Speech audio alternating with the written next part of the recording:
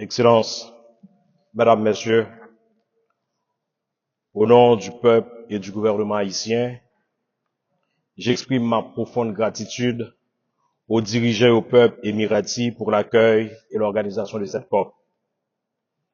J'en profite également pour remercier le président de la COP 28 ainsi que le secrétaire exécutif de la Convention pour les efforts consentis afin de lancer un signal fort dès l'ouverture de cette conférence. Parmi ces efforts, Haïti voudrait notamment saluer l'opérationnalisation du Fonds sur les pertes et préjudices ainsi que les premières promesses pour sa capitalisation. Les pays les moins avancés et les petits États insulaires en développement comme Haïti ont particulièrement besoin pour renforcer la capacité de leurs populations vulnérables et injustement exposées.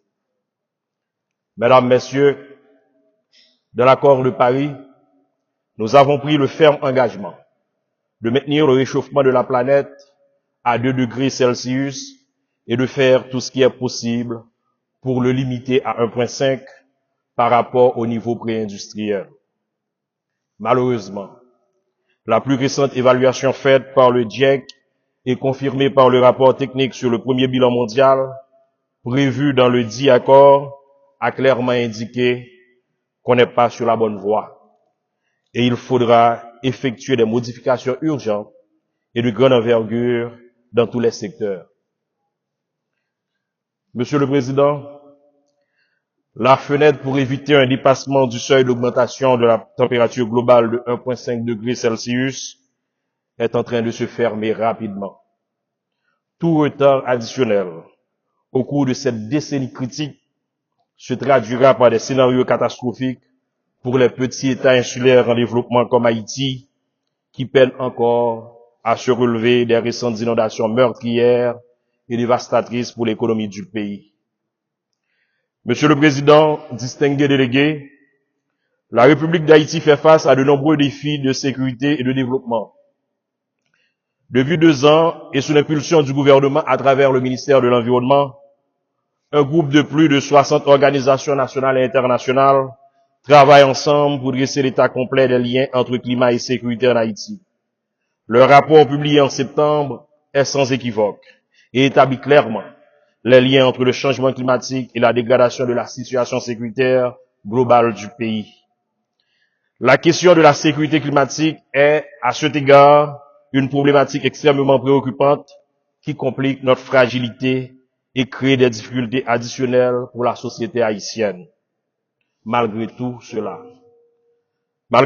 n'empêche pas mon pays de participer activement et selon ses capacités à la lutte mondiale contre les changements climatiques. En effet, comme indiqué dans la version révisée de sa CDN, la République d'Haïti entend d'ici 2030 augmenter de façon significative sa couverture forestière ainsi que la part des énergies renouvelables dans le mix énergétique du pays. Par ailleurs, afin de croître sa résilience aux conditions climatiques adverses, la République d'Haïti a complété au début de cette année son premier PNA dans lequel il est indiqué un ensemble d'actions à mettre en œuvre dans les secteurs socio-économiques névralgiques comme l'agriculture, les ressources en eau, la santé et les infrastructures. Afin de favoriser une mise en œuvre efficace des actions établies dans les documents préalablement cités, des efforts considérables ont été effectués. Ainsi, au cours du mois de décembre de l'année dernière, le Premier ministre Dr Ariel Henry a lancé la première réunion du Comité national sur le changement climatique, une entité multisectorielle chargée de la coordination générale des actions nationales de lutte contre les changements climatiques. Toutefois, la transformation des ambitions d'atténuation et d'adaptation en des actions concrètes à l'échelle du pays nécessite des ressources financières, humaines et technologiques qui dépassent généralement les capacités du pays. Nous en profitons pour rendre témoignage au sens du dévouement et à l'engagement du peuple taïwanais, combien mérité dans la lutte contre les changements climatiques, qui a financé en Haïti de nombreux projets portant sur l'atténuation et l'adaptation. Monsieur le Président, au nom de la justice climatique et à la lumière des résultats du premier bilan mondial sur la mise en œuvre de l'accord de Paris, la République d'Haïti attend que cette COP marque un nouveau tournant et insuffle un nouvel élan à la lutte mondiale contre les changements climatiques. Le statu quo, y compris les différentes formes d'exclusion, ne peut pas être une option.